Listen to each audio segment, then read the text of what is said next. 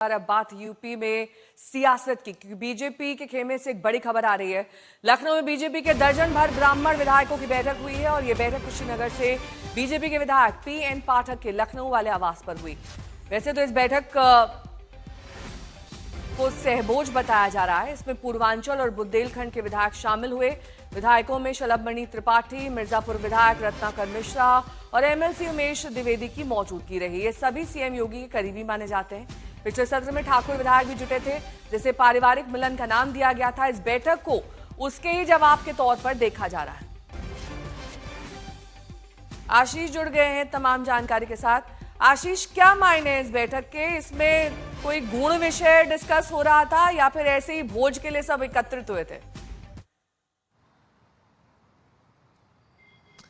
देखिए नया सबसे बड़ी बात है कि यूपी का सेशन चल रहा है, सत्र चल रहा है विधानसभा, और इस दौरान सारे विधायक एकजुट हैं।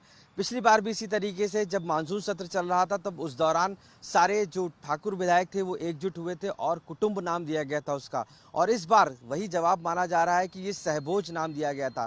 कहने को तो ये सहभोज है, लेकिन ब्राह्मणों को एक साथ एक जगह इकट्ठा होना, ना कि सिर्फ एक या दो, तकरीबन 45 से 50 विधायक जो ब्राह्मण हैं वो एक साथ पीएन पाठक के आवास पर मौजूद होते हैं। वहां पर चर्चाएं होती हैं। चर्चा यहाँ तक नहीं, यहाँ उत्तर प्रदेश के हर उस मुद्दे की चर्चा होती है जो ब्राह्मणों से जुड़ा हुआ है। आप मान के चलिए अगर 50 विधायक तकरीबन उत्तर प्रदेश के असेंबली में हैं, बीजेपी उसमें है, तो तकरीबन उसमें से 45 से 50 विधायक खुद वहां मौजूद थे। इसमें अन्य दलों के विधायक भी वहां पर थे। तो ये तो साफ है कि कहीं ना कहीं एकजुटता दिखाने का जो प्रयास है वो जरूर किया गया है और उसी को लेकर ये बैठक थी जिसका नाम सहभोज दिया गया है। और उसमें मुद्दों पर चाहे वो इटावा कांड का चोटी कांड रहा हो वो डिस्कस किया गया। इसके साथ साथ जिस तरीके से ब्राह्मणों को लेकर जो अलग अलग विषय हैं उन पर सारी चर्चा की गई। हालांकि कोई विधायक खुलकर बोलने को तैयार नहीं है, लेकिन ये तो जरूर है कि जिस तरीके से पिछली बार का जो ठाकुर कह सकते हैं सम्मेलन एक तरीके से हुआ था कुटुंब में, उसमें भी कई विधायक एक साथ एकजुट हुए थे।